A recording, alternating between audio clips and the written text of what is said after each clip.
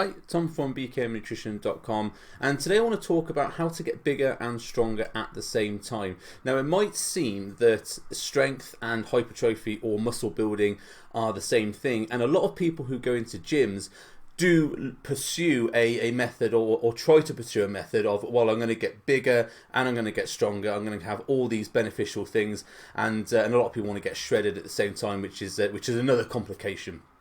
But is it actually possible to get bigger and stronger and maximize both of those things at the same time so you can get the best out of your workouts? Now, what I want to say here is that I am not a strength coach. Strength coaching is not my specialization, although I have studied about strength training and I know numerous people who are coaches and I've learned from them.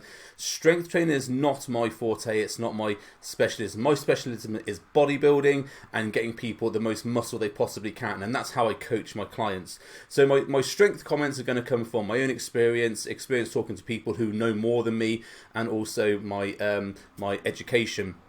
Whereas the bodybuilding side of this discussion is going to come from a very niche specialization in that area, because I have been a competitive bodybuilder, I've won numerous shows, I've got into great shape myself, and I've coached hundreds of people on getting into shape themselves. So I know about bodybuilding, I'm sort of okay on strength training. So I'm not an expert in that. Okay, so let's get right down to it. So first of all, when we're looking for strength training, of course you want to lift a heavy weight to failure. Now, the thing about strength training is that if you're looking to lift a super heavy weight to failure, that weight is not going to be one you're going to be throwing around for, say, 10 to 15 reps. And here's where the first potential conflict with bodybuilding or building muscle comes in, because strength training, if you're looking to get a personal best or max out your lifting, you're looking around about the 1 to 3 rep range for your best lift. Most people, I would say, train within about 5 rep range for general strength training, and they look for this sort of 1 to 3 rep max for their biggest ever lift to get stronger and stronger. And obviously the idea with that is that you lift a really heavy weight, you struggle with it, you fail with it, or you lift it and then progress on, and the body learns from that, and it sends adaptations to your muscles and to your tendons and everything else to lift more weight. So you build more muscle or more tendon strength and more contractile strength in the muscle to lift that weight harder or better, I suppose. Now, here's where the thing with bodybuilding comes in, is that the research on bodybuilding has been shown that, or hypertrophy, if you put it into search engine, if you go to PubMed and put in hypertrophy, you'll get loads and loads of things about this.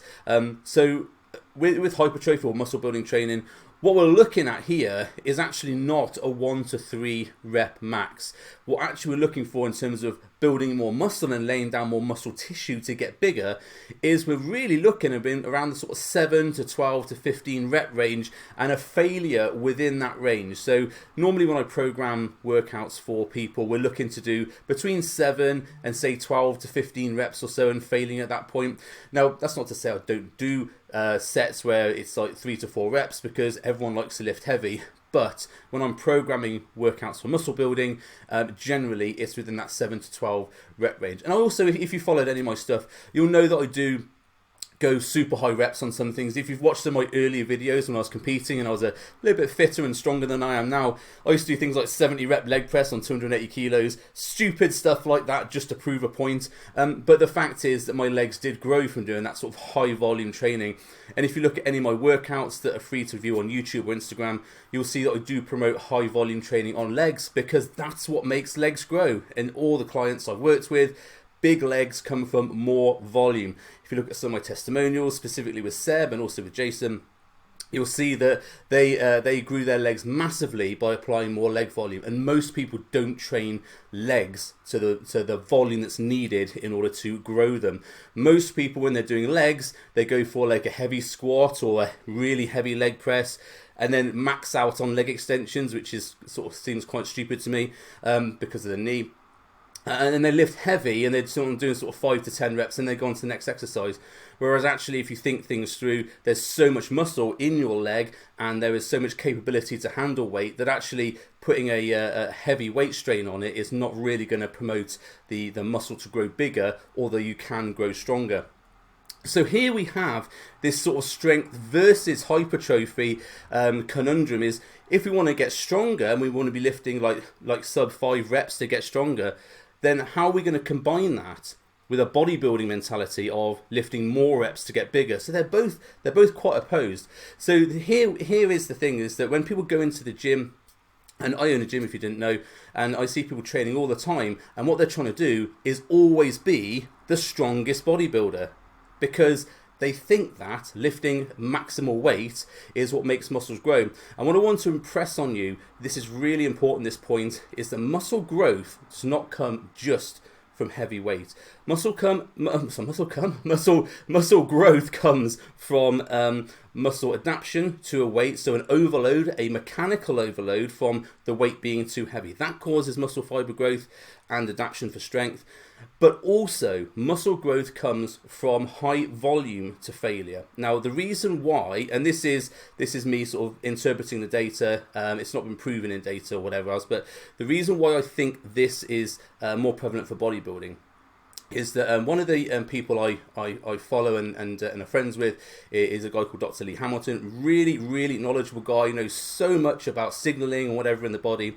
And some of the discussions I've seen him talk about is that he talks about the redundancy principle. Now, the redundancy principle is, and I've talked about this in other videos, is that the body always has a fail-safe, a fallback, a plan B, C and D, because obviously the body's trying to keep you alive and keep in survival. So it's not good if you do like a leg workout and then you can't walk afterwards. So say, for example, a lion or a tiger was to chase you, you need to be able to get up and run after a heavy leg set. Well, that's not really going to happen in real life. The premise of the redundancy principle is why I think that bodybuilding comes from this higher rep range rather than from the low rep range. And the premise is this, is that you have muscles that can lift maximal weight. So we're talking about strength adaptations here. So you can lift a maximal weight. But if you've ever done that, you'll know that if you've done a maximal squat, you can very easily drop the weight down and then do another couple of reps, so a drop set, for example. Now, why is that? Because if you've really taxed your muscle to the point that you've lifted that weight and you can't lift anymore, why is it then, and it's failed obviously, so it's not been able to do the contraction, why is it then that you can then drop the weight and do a bit more? Because if you've applied all your muscle fibers to that one big strength lift, surely you should be incapacitated for a short amount of time while the muscle recovers. And this is the redundancy principle in action, is that it will fire a certain amount of your muscle fibers for that big lift. So it will engage, the brain will go send it down the neurons into the muscle and say, contract this much in order to lift this weight. Now, if you've ever looked at a box on the floor and you thought, oh, that looks heavy, you go to pick it up, and then you throw it in the air because you've interpreted from your assessment of that box that it's going to be heavy, but because when you've gone to pick it up, your mind has applied too much force to lift it up, and you've thrown it up in the air, whatever. Or the other side of it, if you go to lift something, well, that's light, and you pick it up and you almost fall over it because it's too heavy and you haven't engaged the right muscle fibers. This is principle in action. The body assesses the weight that's going to be lifted, and then it processes the force necessary to lift that weight by sending signals down the spinal column into neurons, into the muscle fibers, and it contracts. So if you're doing a really heavy weight, and you'll see there's people psyching themselves up for these big lifts, part of that process is preparing the brain to send as many signals as possible for this incredibly heavy lift. And if you've also ever read the news about, say, people lifting cars off their toddlers after a car accident, that sort of thing, incredible feats of human strength which are just completely outside of that person's normal genetic ability. That then is the brain engaging every single muscle fiber, because if your toddler was trapped under a car, you would absolutely engage every single muscle fiber, wouldn't you, to get it off? So here's the thing, the body can engage every single muscle fiber, but the likelihood of that happening is very low because it would probably incapacitate you for a little while. So here we have this redundancy principle, is the body is only going to engage a certain amount of muscle fibers and hold some in reserve. So when we talk about bodybuilding, where you're talking about lifting a sub-maximal weight for more reps, that means the body can engage more muscle fibers, because there are muscle fibers that are really strong, that can handle that load for say 5 or 6 reps, and then it can downgrade and engage into other muscle fibers to continue lifting that weight, because it was not a maximal weight, it's a submaximal weight. So less strong muscle fibers can also engage there. So we've got this downgrading of the muscle fibers that work in order to lift that, and eventually, yes, you're going to get to the point where those muscle fibers fail, but you can still then drop set and continue going. And sometimes you'll see people in the gym do this, where they do what's called running the rack, where they start and say like say a 20 kilo dumbbell, do some shoulder presses, fail, drop down to 15, fail, drop down to 10, etc, etc, and by the time they've got to that 5 kilo drop set, their muscles literally are not firing anymore, because they have basically engaged all the muscle fibers they possibly can, and that muscle has completely failed. So here we have this sort of interesting take on the fact that if you want your muscle fibers to grow, you need and grow bigger to the maximal effect, you need to engage as many of those muscle fibers as possible, which is why, coming back into a big circle, this is why I think this higher rep range for bodybuilding is the optimal range in order to grow the muscle. Because although it's not maximal, so you're not going to get as strong as possible, what will happen is that more muscle fibers are going to be growing because of the fact you've engaged more muscle fibers, rather than the, let's say, 20% you've engaged for that maximal lift. You've now potentially engaged, let's say, 40% for a weight that is sub-maximal, but you failed after doing more reps. So this is why when you look at bodybuilders who do higher volume type work, traditionally high volume for bodybuilders, you'll see they're very big and very round, and the muscles very round and shapely. Whereas if you look at strength athletes, although they're incredibly strong, they do not look like bodybuilders. And here's where we come into this sort of contrasting opposition of strength versus hypertrophy. Now, what I want to impress upon you is that when you go into the gym, you need to have an idea about what you're looking to do. What's the most important thing for you to do? Because if you are getting stronger, your muscle fibers are growing, so you will get bigger muscles as a byproduct of that. However, muscle building is not going to be the main focus. Strength is going to be the main focus. Whereas if you're bodybuilding and you're looking to grow your muscles as big as possible, growing bigger muscles means you have more muscle fibers to contract to lift the weight. So as a secondary effect of growing big muscles, you will get stronger. So it's not the case that you can't get big and you can't get strong at the same time. It's more a case of thinking about what's my target here? Am I looking to get as big and look as good as possible, or am I looking to get as strong as possible and still be big, but I won't be the shape of, say, a bodybuilder is? And here's where a lot of people fall down, and this is why they get injured, is because they're trying to do both at the same time. So what they're trying to do is apply a bodybuilding philosophy to a strength training philosophy and do, like, bicep curls with a maximum weight. That's not a good idea. Biceps are a small muscle. They have tendons which are easily overloaded and injured. And this is why you see people get injured all the time on their bicep tendons or tearing biceps or whatever, because they're doing these curls with stupidly heavy weights, which you don't need to do to grow that muscle. And as a result, you get a muscle tear. And also people doing like chest press and all these other things that you see them really maxing out the weight on. And there's really no need. Are you looking to get strong? Are you looking to get big? Have a think about what you're looking to accomplish. And obviously people who come to work with me, their main focus is to improve how they look, how their body looks. So their main focus is bodybuilding, fat loss, I suppose, and looking better. I don't work with strength athletes because I'm not an expert, like I said, on strength training. I'd always refer that sort of goal out. But all the people I work with get bigger. They grow their legs, they grow their arms, grow their chest, whatever else, grow their glutes if that's their thing. But they also get stronger at the same time. And here's the funny thing is they're not training with maximal weights. They're not training with 1 rep maximum deadlift, that sort of thing. They're doing like 5 to 10 reps on deadlift. They're doing 5 to 10 reps on chest press. Sometimes they're doing 20 reps on exercises.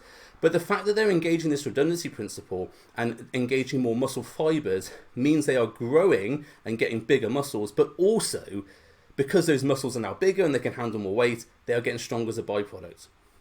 So when you're thinking about, do I get big or do I get strong, or can I get bigger and can I get stronger at the same time? Yes, you can absolutely get bigger and stronger at the same time, and people have been doing that for years and years and years. But just be mindful, of what you're trying to accomplish. Every time you go into an exercise, every time you go into a workout, look at it and go, what am I trying to accomplish with this exercise? You know, if it's a deadlift, you probably don't want to be doing 30 reps on that. But if it's say a leg extension, that's something that lends very, very well to a lighter weight and focusing more on the muscle contraction for say 20 reps. And the way you can sort of potentially break this down into and easy to think about is that if it's an exercise which is multi-joint, so deadlift for example, a bar squat for example, to a certain extent over the head bar shoulder press, bench press to a certain extent as well with a bar or dumbbell. Those sorts of exercises, because they're multi-joint, they engage a lot of different joints. They're ones I would say you probably want to be sticking between the 7 and 12 rep range. And things that are single joint, so say bicep curls, leg extensions, that sort of thing, those sort of exercises lend very well to lower weight but higher reps and focusing on the muscle contraction. If you have that in mind whenever you're approaching any of these exercises, you'll probably reduce injury risk a lot. And I say this because I've owned a gym for over 12 years. I've seen people do some stupid stuff when they're training. I'm just looking at it and go, oh, that's going to hurt later. And of course, if it's dangerous, I will go over and say something to them, say, how about doing this instead? But a lot of people don't want to be told. A lot of people don't want to be told that they're doing the wrong thing. So I offer advice. If it's taken or not, I don't know. However, don't be one of those people. Don't be the person who appears on gym fails doing deadlift with a rounded back like a dog going to the toilet and then ended up in A&E the next day because you've lifted far too heavy. People who do deadlifts with me, we generally look to stick within the sort of the 5 to 6 or 7 rep ranges. Certainly I've got an exercise called floating deadlifts, which is essentially a deadlift where you don't touch the floor. I incorporate that exercise because there's constant tension on the muscle. You can't lift as much weight. As an example, I would do say 140 kilos on that, whereas my deadlift weight is probably about 220, as in full deadlift from the floor. Not that I know that because I haven't done a full deadlift for probably 5 or 6 years, but when I was lifting deadlift, that's where it was. But the fact is you lift less weight, but because you're keeping the muscle under tension for a constant amount of time for 10 reps, you really, really do feel it. And I've used that technique incidentally with people who have bad backs, starting on a very low weight and moving upwards, and actually their back has increased in strength and they've got better as a result of it because there's no initial jerk and bounce when they lift the weight up and drop it on the floor. So a little bit of a side tip for you there. Of course, I'm not an exercise doctor or anything like that, so don't take my advice. Consult your physician before doing any nutrition or exercise stuff, and don't say I told you to do it. Okay, so hope that's given you a bit of an insight into what's necessary for getting bigger and getting stronger at the same time. Remember to prioritise what you're looking at, and if you're going after strength, go after that. You can also do some bodybuilding stuff afterwards, and do you know what? A lot of the powerlifters in my gym, I've discussed this with them. They will do this in the off season. They won't lift as heavy. They will be lifting, say, sub-maximal and doing some bodybuilding movements on the side in order to enhance their muscle size so they can lift more later on.